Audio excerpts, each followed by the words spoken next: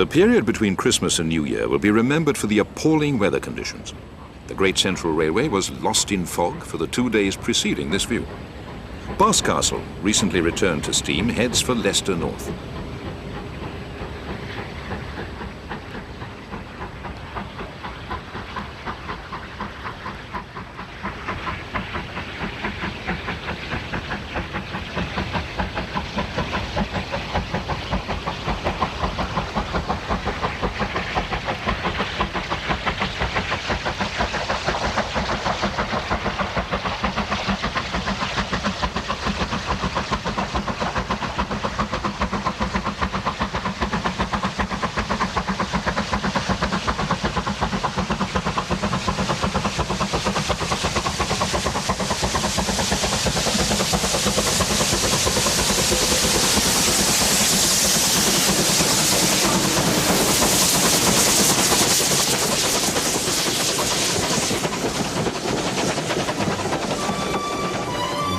This is Steam Railway video number 6.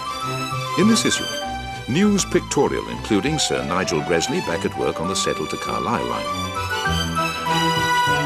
David Wilcock's 1992 Mainline Steam Review, a personal look at events from the past year. Mainline Steam Diary, the moving calendar, 2 months of mainline action. The fortunes of 4. 4 railways preparing for change in 1993, including troubled times for the Pontypool and Blaenavon Railway.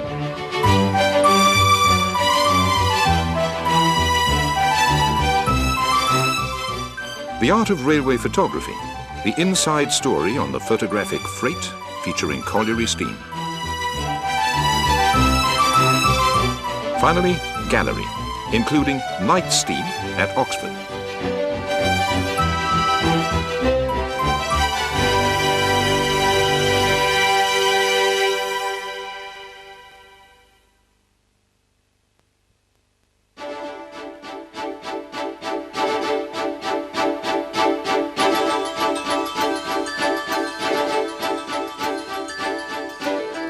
We open our news pictorial section with a classic location, the Forth Bridge.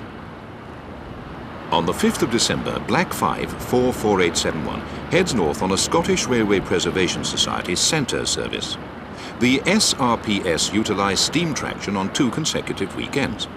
The following Saturday, A4 Pacific Union of South Africa was to power the train.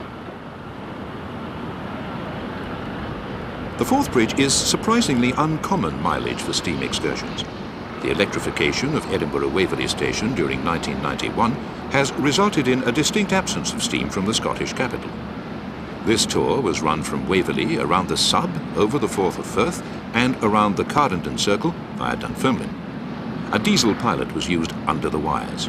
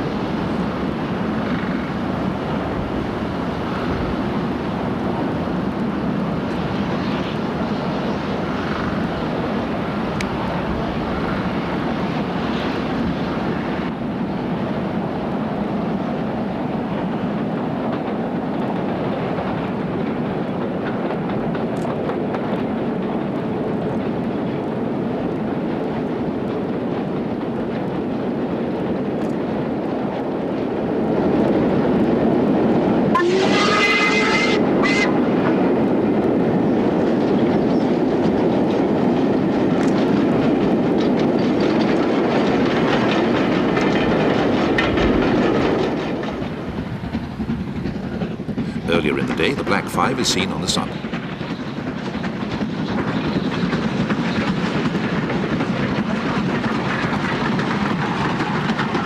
This was one of 4 locomotives used on the last BR steam train, the 15 Guineas Special.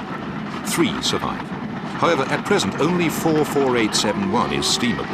Hopefully, that will all change.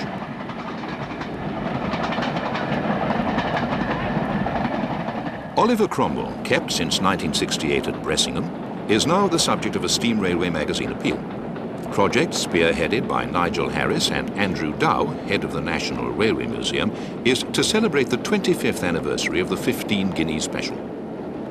The Britannia passes Ribblehead en route to Bressingham in 1968.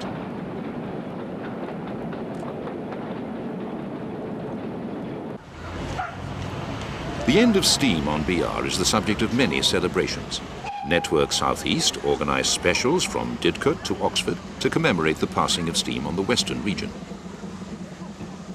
On New Year's Day 1966, Burton Agnes Hall departed Oxford with the official last train. The same locomotive was rostered for the anniversary special. However, the Hall appeared not as 6998, but as 6999, Cuttle Dewey Hall.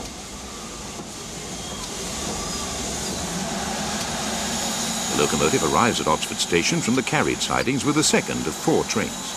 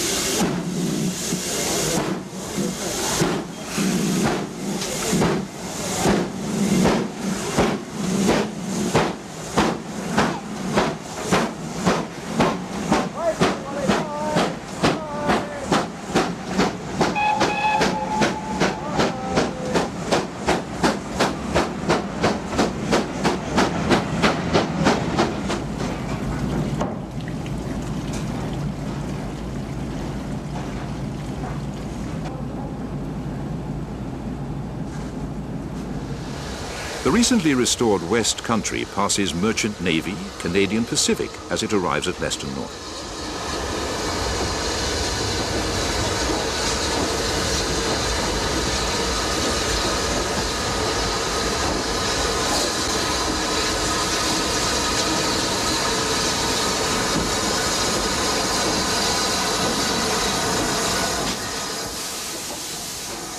The Great Central Gala also featured double heading with these 2 engines. However, the numerous steam leaks on the West Country almost totally obscured the Merchant. 2 other events made the Great Central Railway's December Gala memorable. One was the weather. The other was the transformation of Loughborough into Top Shed. Flying Scotsman joined Blue Peter for a brief stay on the GCR. The A3's BR boiler certificate is now expired. Upon retirement, the engine visited Tyseley to take part in the locomotive driving courses before proceeding to the Great Central Railway.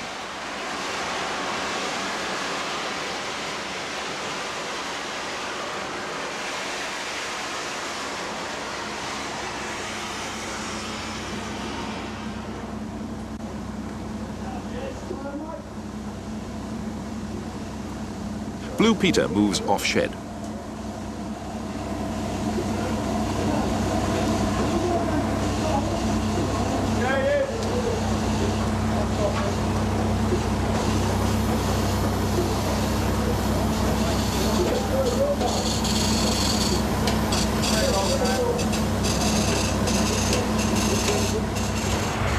Highlight of the gala for many was the double-headed Gresley Pacifics. The A2 and A3 combination approached Leicester North.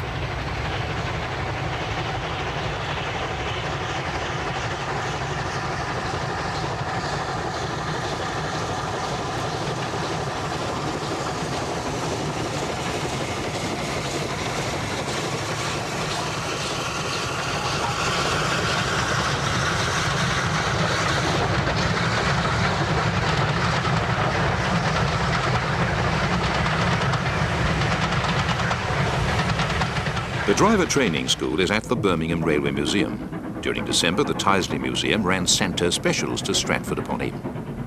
Princess Margaret Rose climbs through Wilmcote en route to Birmingham.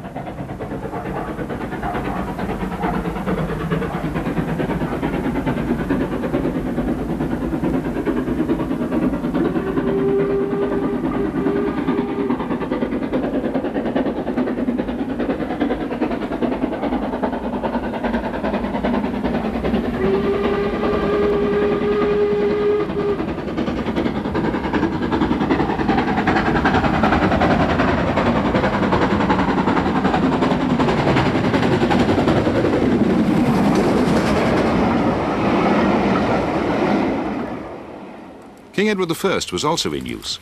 Henley in Arden was booked. The trains were run on 2 consecutive weekends. The 2 locomotives returned home on January the 9th.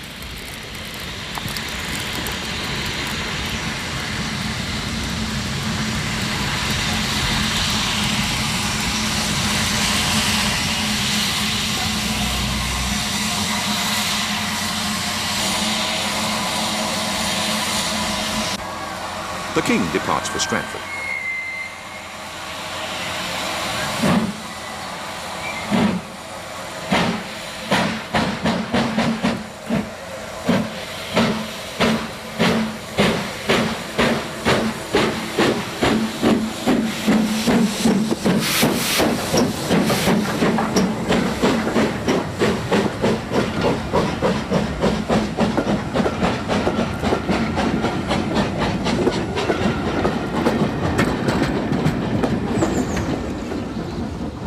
The Royal's return rail tour was unusual. The Princess operated between Dorridge and Derby, while the King powered the Dorridge to Didcot leg. 46203 heads north.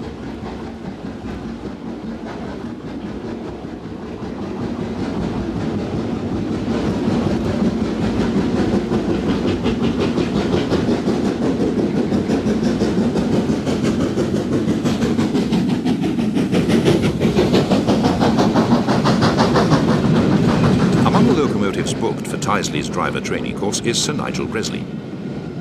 At Appleby, we asked Robert Riddick, secretary of the A4 Locomotive Society, is the engine earning its keep, and what is in store for 4498 in 1993?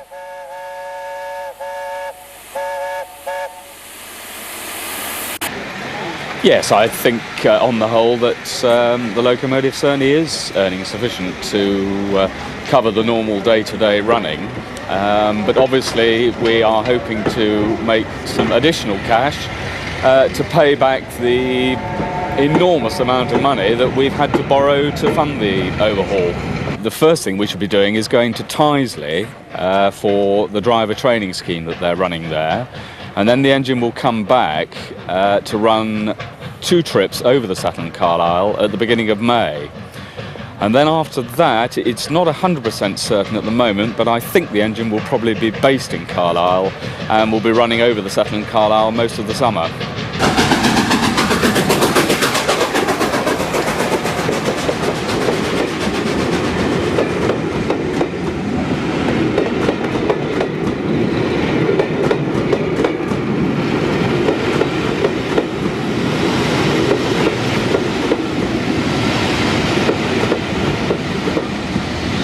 Later the same day, the A4 climbs to Astegill.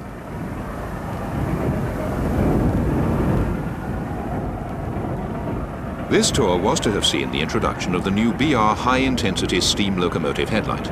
The absence of the new fitting was regarded by the line-side photographers to be a blessing. We wait with bated breath.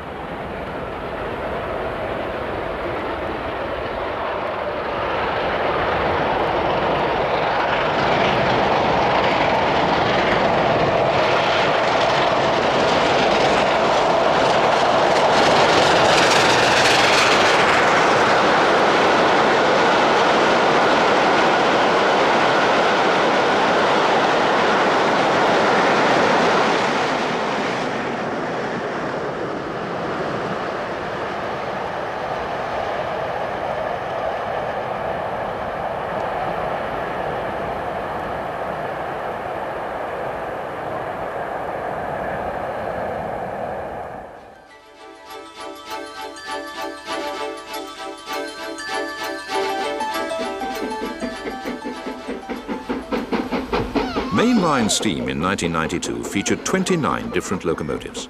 A plethora of new steam routes were introduced, including this line, the Hastings to Ashford Marsh Link route.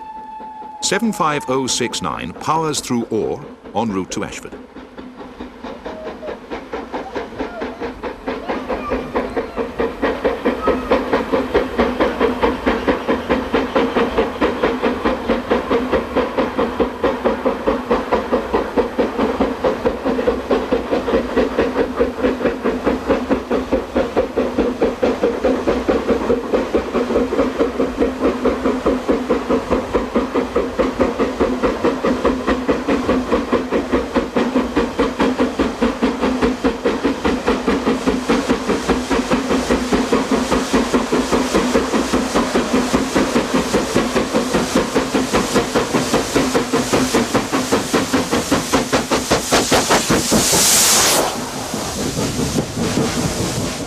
The traditional steam routes were supplemented by several new additions.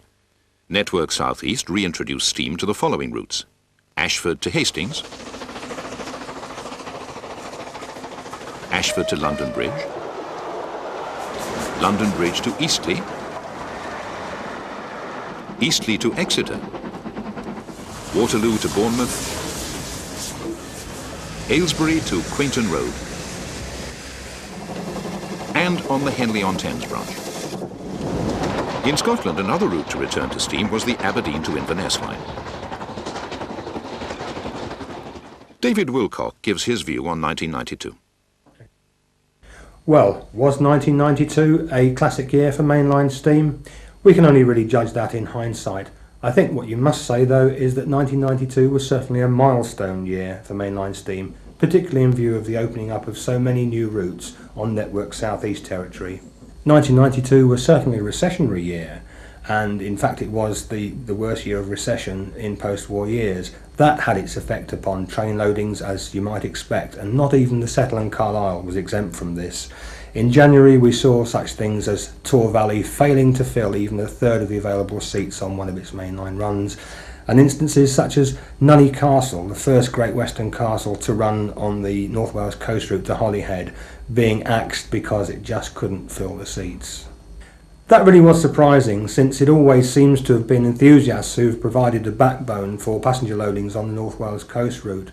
But not even the newly devised Welshman train from Crewe to Llandudno, which Slough were to run in 1992, could escape the effects of the recession. 4 trains were planned. The best of them only attracted 70 passengers out of a total of 200 seats. All 4 of those went by the wayside. But there could perhaps be some criticism here of Slough, who, having made an overture to holidaymakers on the North Wales coast, failed to actually create a local booking facility that enabled people on the spot to book the trains. It all had to be done by pre-booking, and one should ask, was that a wise move? I don't think so. The running in June and on Sundays in August of David Smith's Carnforth Barrow shuttle trains with his 8F 48151 from Carnforth was probably one of the best packages in terms of value for money that has run on the main line this year, with tickets at £8 adult, £5 child. Unfortunately, the event ran into trouble in August when the locomotive was sent out on the main line with a face painted on the smoke box. Now, this is fairly acceptable now. We've come to terms with the idea of Thomas events on preserved railways. This is the first time a locomotive has gone on the main line with a smoke box face, and in my view, it demeans the whole aura of mainline steam running and ought not to be contemplated by locomotive owners. Mainline steam is fairly serious stuff, and it's not helped or encouraged, and certainly not in the eyes of BR, if we're seen to be playing Toy Town trains or Mickey Mouse trains in this fashion. In August we saw the last mainline run of Green Arrow. A great disappointment for many enthusiasts, because this really is a favourite engine and always a good performer. Very rarely get a bad performance from Green Arrow, whether you're a train watcher or a train traveller. The good news is that Green Arrow may very well be back on the main line within about 18 months, because the NRM have identified that the engine's mechanical condition is good.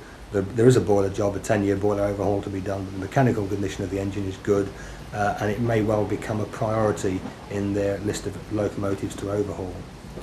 The NRM certainly isn't guilty of overtaxing its engines, so throughout the life of its 7-year boiler certificate, Green Arrow has had a fairly easy ride.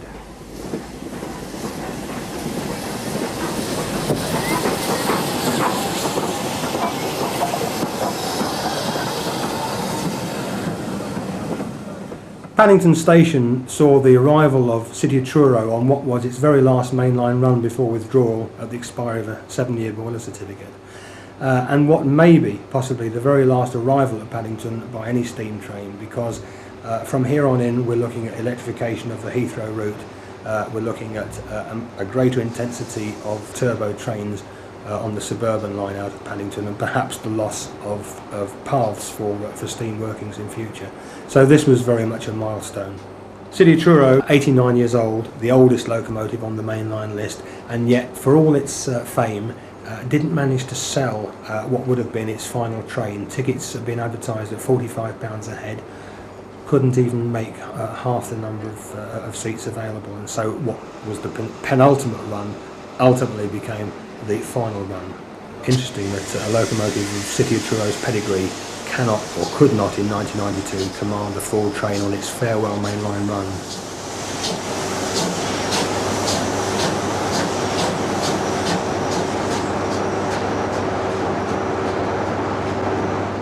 Flying Scotsman made its curtain call on the main line with a final run on the Ealing Broadway to Stratford upon Avon William Shakespeare Express, and that seems to be it now for Flying Scotsman for quite a number of years, although the locomotive has remained in traffic on a tour of preserve lines. And in fact, those who operate it, Flying Scotsman Enterprises, say they can actually make more money from the locomotive now on preserve lines than they can on mainline operation.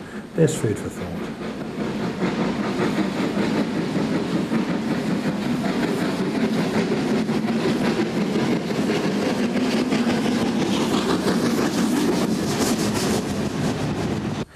The Ashford Hastings shuttles, introduced by Network South East Steve McColl in June, was really the harbinger of greater things to come, because at the end of those shuttles in June we had the remarkable sight of Tor Valley running from Ashford to London Bridge.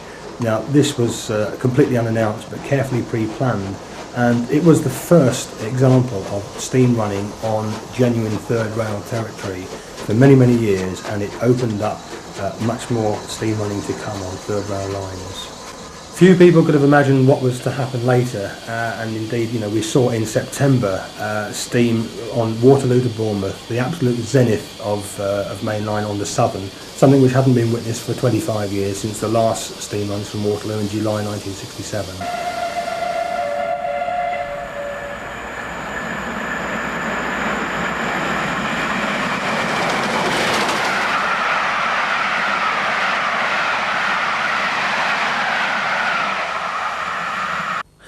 On the morning of June the 21st, M7 tank 30053 arrived at Salisbury Station with its two Queen Mary brake vans, which were to provide the seating accommodation for passengers on a station pilot shuttle run from Salisbury Station to Laverstock Loop on this same day, in conjunction with the handover to Exeter and the following week's Eastleigh to Exeter runs. The M7 actually did exceedingly well, carrying over 400 people in those two brake vans in a day, and at £2 a head, that was quite good business for BR, quite unexpected too.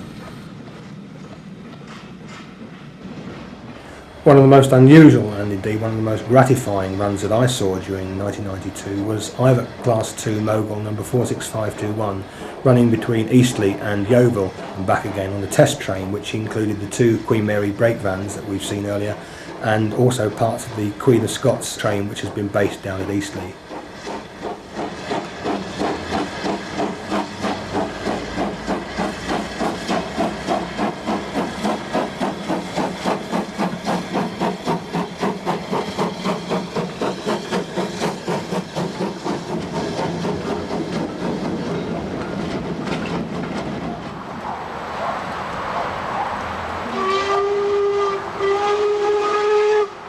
We saw Princess Margaret Rose, the Stania Pacific, on the North Wales Coast Express again, traditional territory for Princess Pacifics.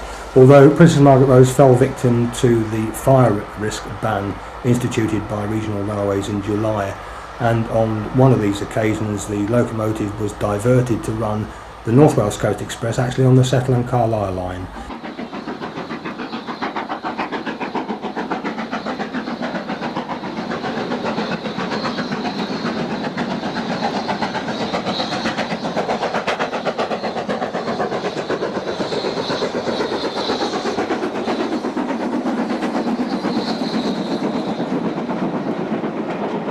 There's long been a problem with leaf fall on the Settle and Carlisle and locomotives slipping to a stand. That's something well known by enthusiasts.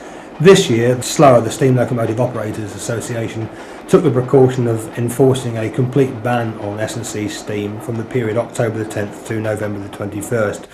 Unfortunately, the leaf fall season was rather longer than anybody had expected, and there were problems both sides of that period, including the time when Nigel Gresley came back to steam after a 3-year overhaul. Its performance over the Settle and Carlisle did involve the use of a Class 47 as a banking locomotive.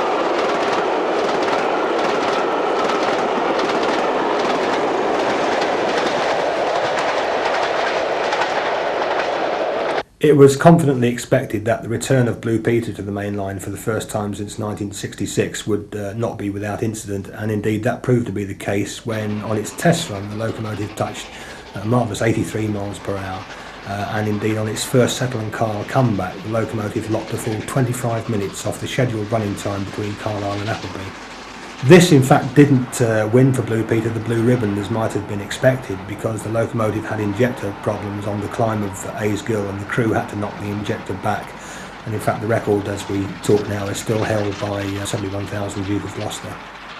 In a later Settle and Carlisle performance, the A2 actually clipped 17 seconds off the record held by Duke of Gloucester, but Nelpeg aren't claiming a record because the loading was only 11 vehicles. That's one less, about 48 tonnes less than when the record was set by Duke of Gloucester in 1991.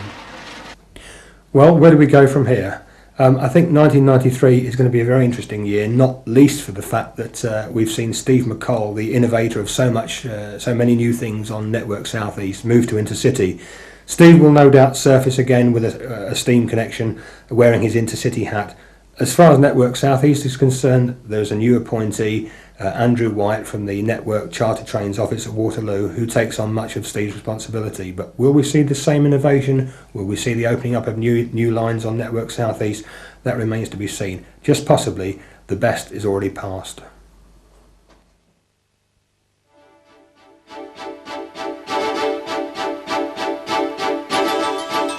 King Edward I approaches Leamington Spa on the Royal's Return rail tour. This engine is one of only 5 steam locomotives booked to operate on BR metals in the next 2 months.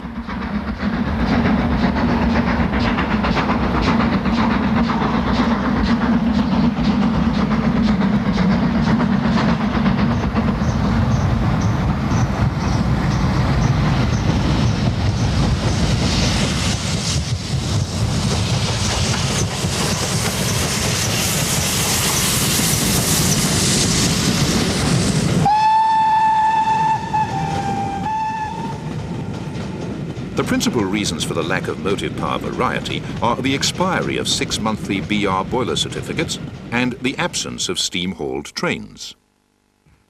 During February and March, mainline steam hits an all-time low. Just 7 trains are booked. Highlight for many will be the Duchess trips on the S&C. But this is the lull before the storm. The mainline steam program is merely coasting. The regulator will be well and truly opened during April.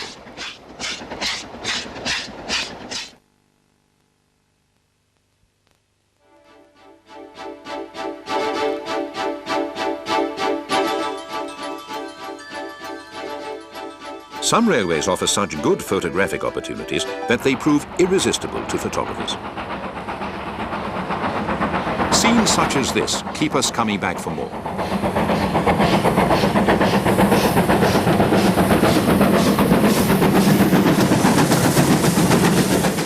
The East Lancashire, Great Central, North Yorkshire moors and the Keighley and Worth valleys are among those with a high profile in the railway press.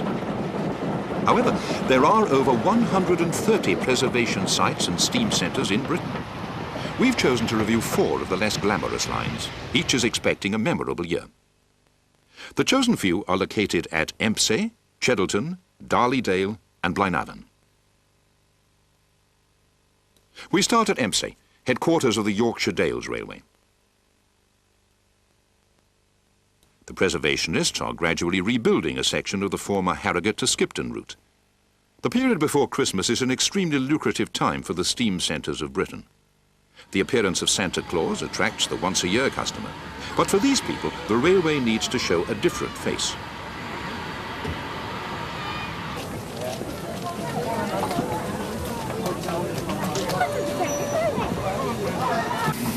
Enter Beatrice.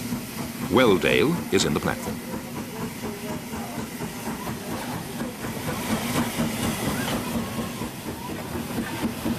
With railways such as the NYMR reporting losses on Santa specials, we asked Stephen Walker, marketing manager for the Yorkshire Dales Railway, what is the recipe for the railway's success?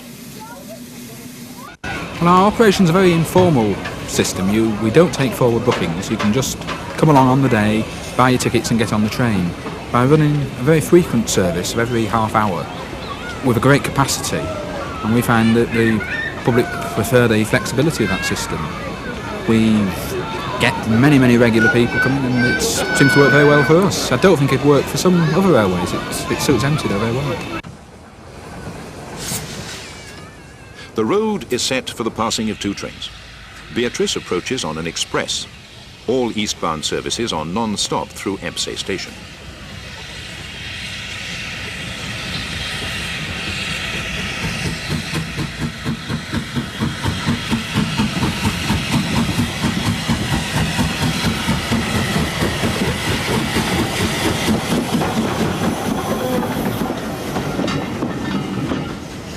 During 1993, the Cheddleton 4F will operate on this line. Does the appearance of an XBR tender engine signal a change of direction for the railway? It's not a change in direction. It's been 25 years since the first Railway Society was formed here at Empsay, and we've always had industrial tank engines, and we thought it'd be nice to have a change. The choice of a 4F is appropriate. This view was filmed at the junction of the Grassington and Empsay lines in the early 1960s. At Cheddleton, home of the 4F, the locomotive has only steamed on a handful of occasions. The North Staffordshire Railway has loaned its Star locomotive to, among others, the East Lancashire Railway. The Berry line has in turn loaned a J94 to the Cheddleton-based preservationists. Trains operate on a short demonstration line in the yard. Shropshire awaits its first duty of the day.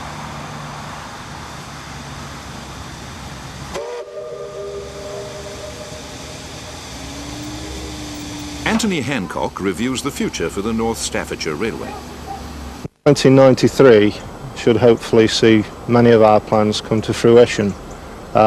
We've been restricted to operating in the sidings at Cheddleton Railway Station, and in the next year we are hoping to actually branch out onto the line.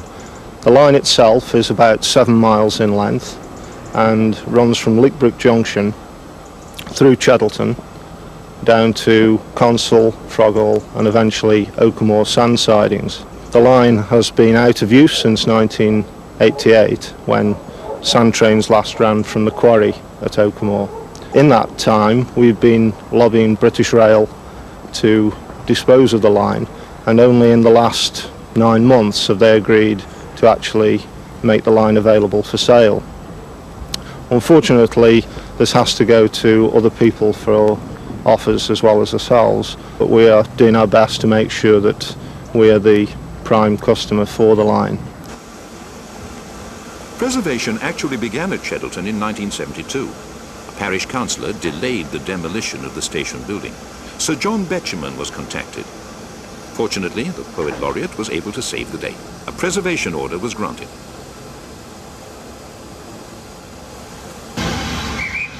Shuttle trains have been operating for 10 years.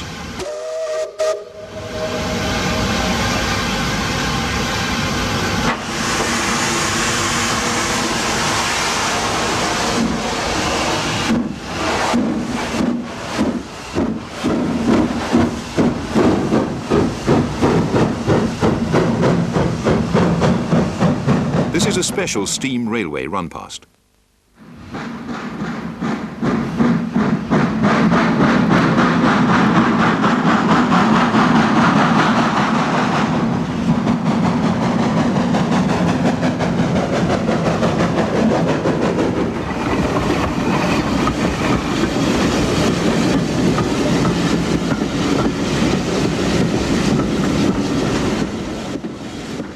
A new company, Shernett Valley Railway 1992, has been formed to transform the dreams into a reality.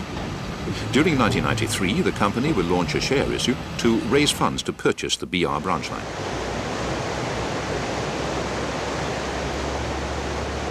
The picturesque station of Froggle, situated alongside the River Shernett, is proposed as the new southern terminus. Cheddleton will continue to act as the major steam centre. It will become the northern terminus. The line to Leek Brook Station is envisaged as a long-term reopening project. Across the hills to the east, Peak Rail also have ambitious plans. The Duke departs Darleydale for Matlock Riverside.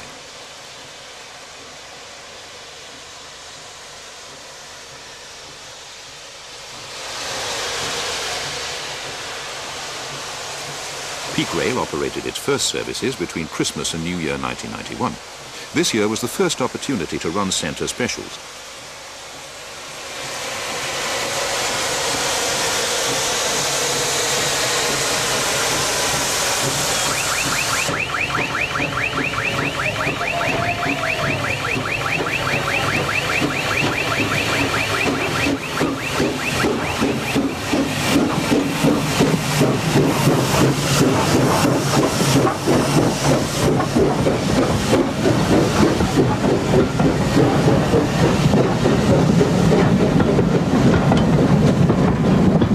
Long-term plan for Peak Rail is to reopen a section of the former BR St Pancras to Manchester Central route between Matlock and Buxton.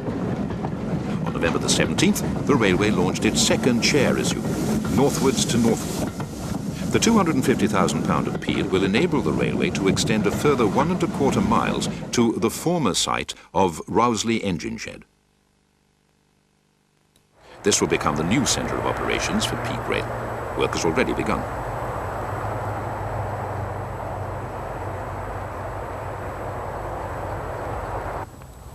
Rail suitable for sidings has been donated by Power Gen.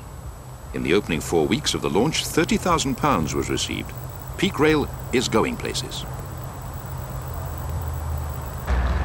These new crossing gates are a sign of progress. Hopes are also high for a southbound extension. In the near future, the present passenger service may be extended into the BR station at Matlock. Our fourth railway is the Pontypool and Blaenavon, once situated in the heart of the complicated valley network. Today, it is isolated. Furness Siding is now the southern terminus for the former LNWR line.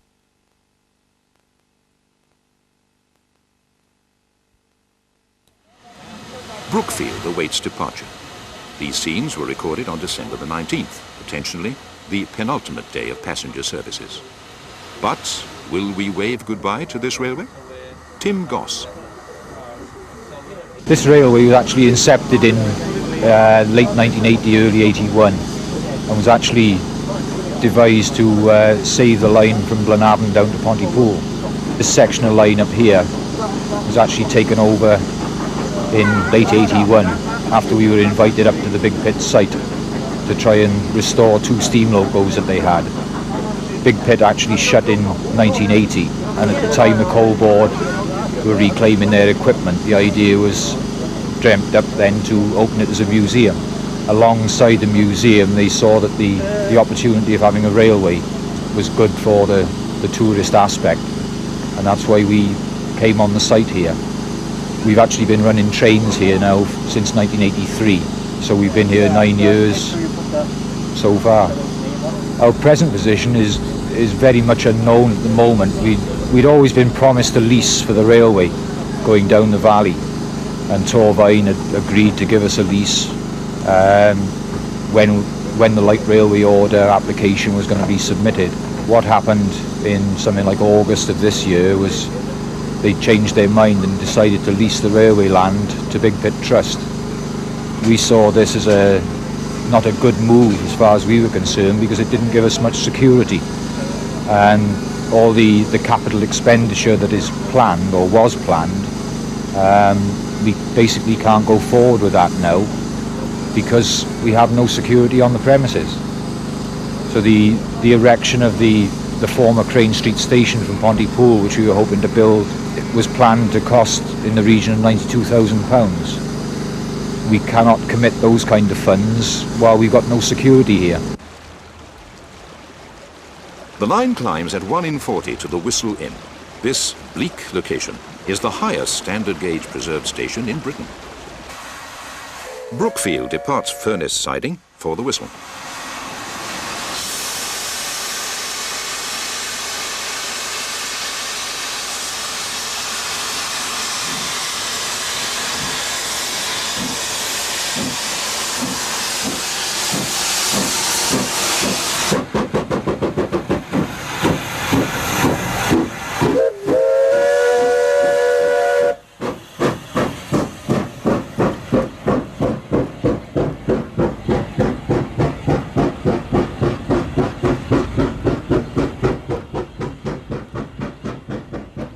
We join the crew for the ascent of the bank.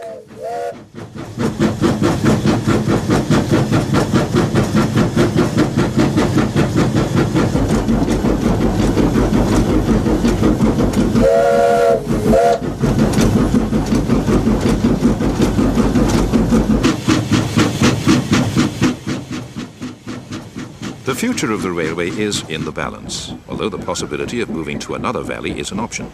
If this course of action is taken, the Pontypool and Blaenavon volunteers are unlikely to operate another train for 3 years. The stud of GWR locomotives awaiting restoration have little to smile about.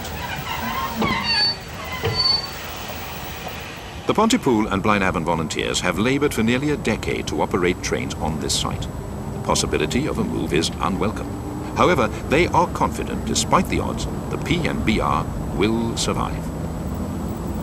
Each of the railways in this feature are prime examples of preservationists fighting against all odds to recreate Britain's railway heritage.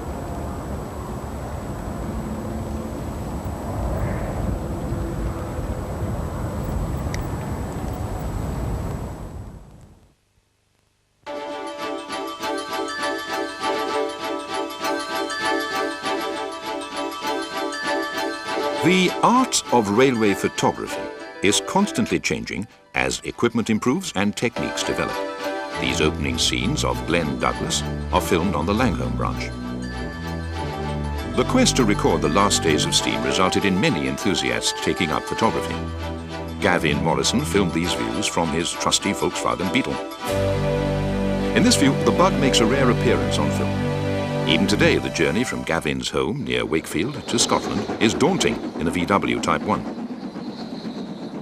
On the 11th of August 1968, Kodak and Agfa had a bumper day. This traffic jam at Aceskill was a direct result of the 15 Guineas special. The last official BR-operated steam train caused chaos. Ironically, Gavin was stuck in traffic as the train passed. Many enthusiasts thought they would never photograph a BR train again. Early preservation often owed little to the erstwhile BR steam scene. This archive view on the Keighley and Worth Valley Railway typifies the era. USA Tank 30072 sports a local livery. The other engine is Black 5, number 45212. The Keighley and Worth Valley are now one of the most respected railways in Britain. Locomotives and stock have a uniform 1950s appearance.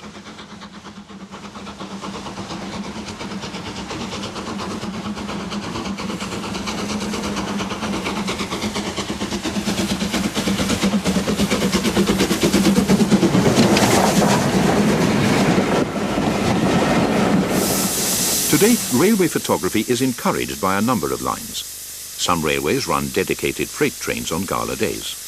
A phenomenon of the last few years is the hired freight. At the Tanfield Railway, a group of enthusiasts clubbed together to hire an industrial freight train.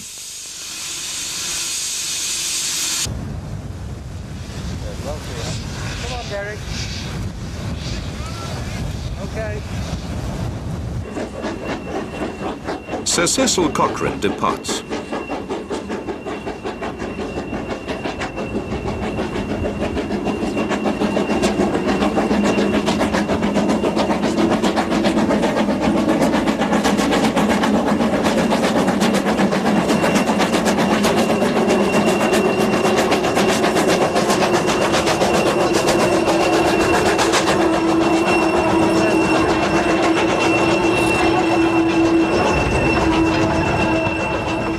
This posse of photographers take their hobby very seriously. Their results often fill the pages of our printed compatriot, Steam Railway magazine. In Steam Railway video number 1, we featured this freight. 76079 powers a photographic special on the East Lancashire Railway. This was one of approximately 20 run-pasts performed by this engine during the day. The invited photographers were transported in the brake van.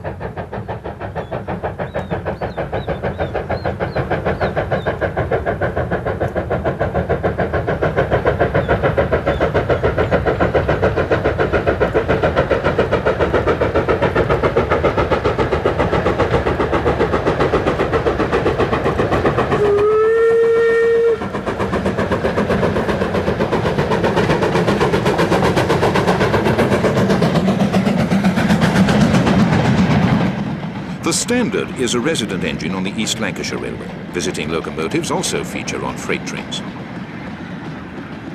The Cheddleton-based 4F performs a run-past at Burrs. The strange run-past featuring radical fluctuations of the regulator is to assist the stills photographers. The required black clag only appears each time the regulator is opened. On this occasion, the locomotive sported the number of a former Bolton-based engine.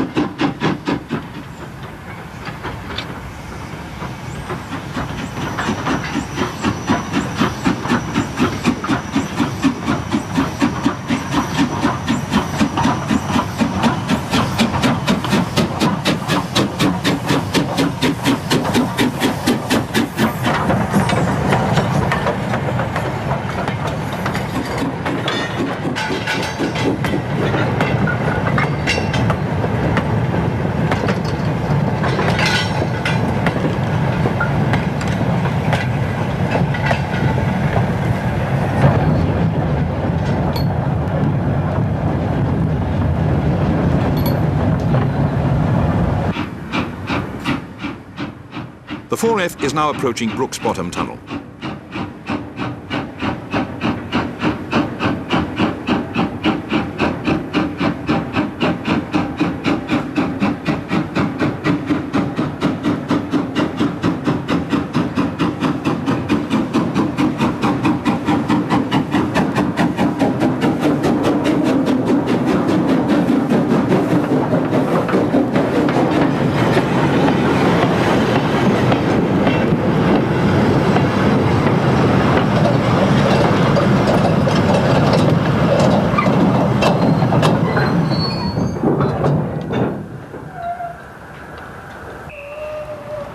Low winter sun is one of the most desirable lighting conditions for the railway photographer.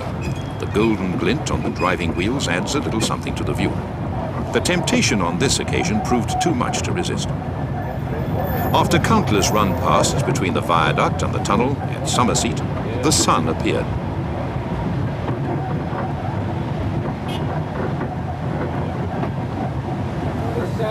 Jeff Silcock lines up the shot in the Forest of Dean. On an occasion such as this, the invited photographers all pay a proportion of the higher charge. 250.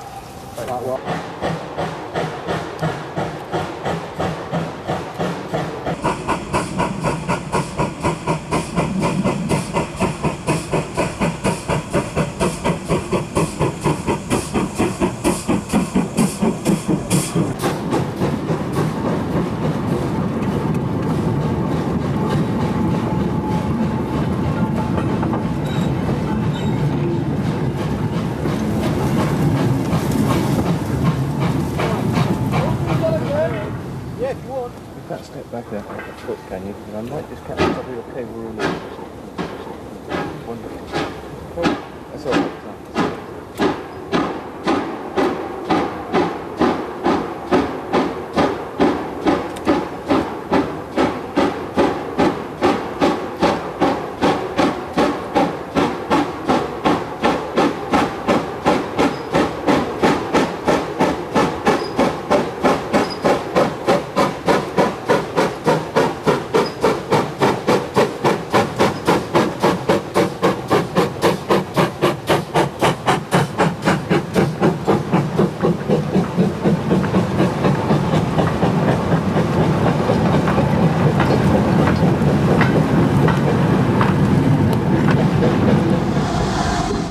The ultimate photographer's freight is probably the wind cutter, purchased for preservation by steam railway readers. 5224 departs for Loughborough.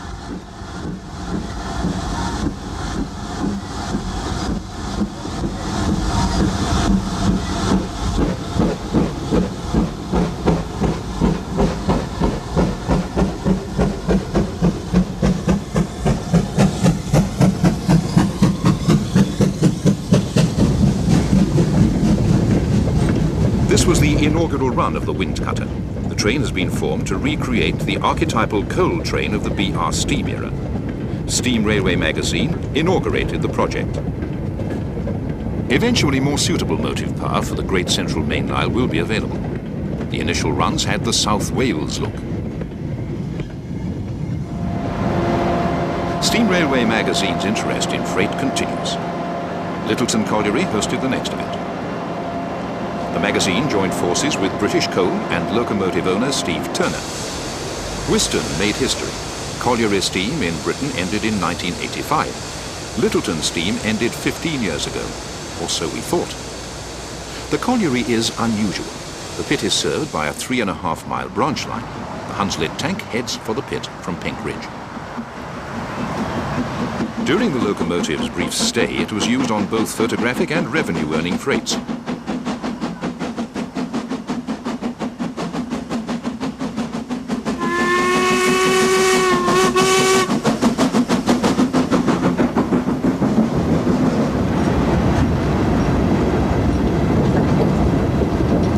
Approximately 30 photographers attended the event.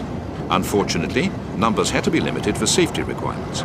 Coordinator on the day was David Wilcock. Crossroads and straight over till we hit the railway, basically. There's what they call Gully Bridge up there. Don't know the location. I suspect it's very head-on in the trees.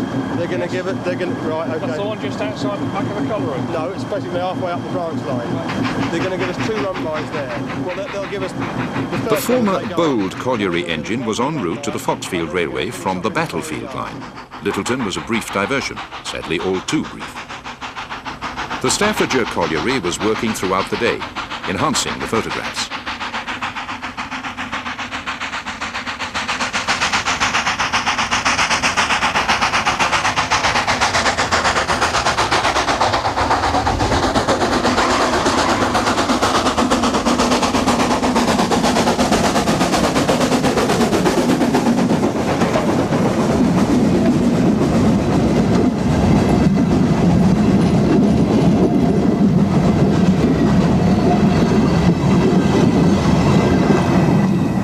The quest for the master shot of a steam locomotive in a traditional setting is more than just a pastime for a special band of photographers. These dedicated followers make Steam Railway magazine's photographic content a cut above the rest.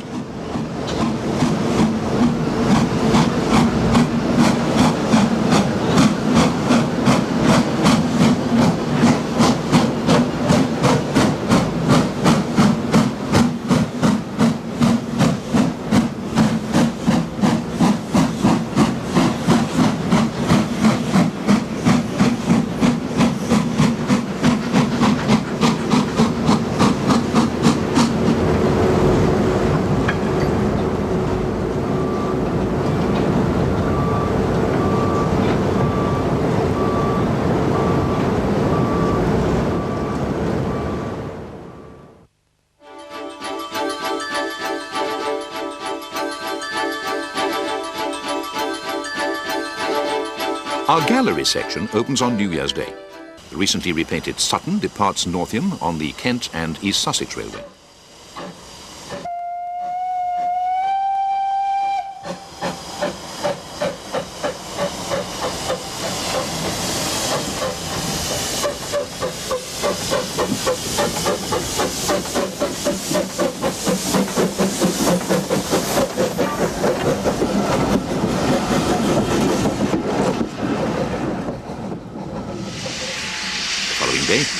Dewey Hall hauls empty stock from the carriage sidings at Oxford.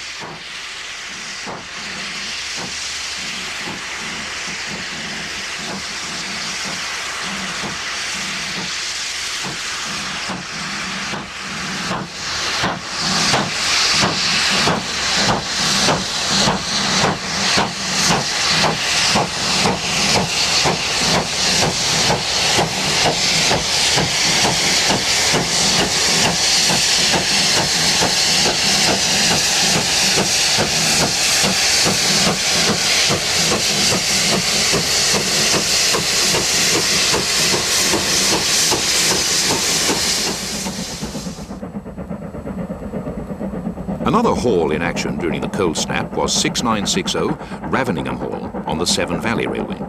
The modified hall approaches Foley Park en route to Kidderminster.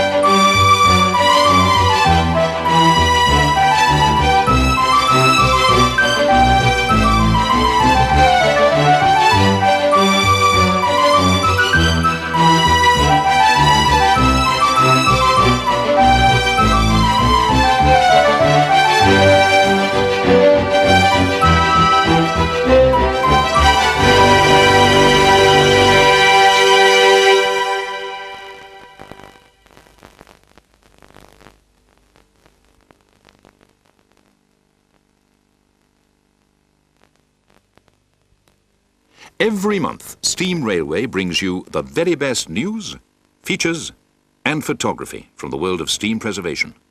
Steam Railway from your newsagent every month.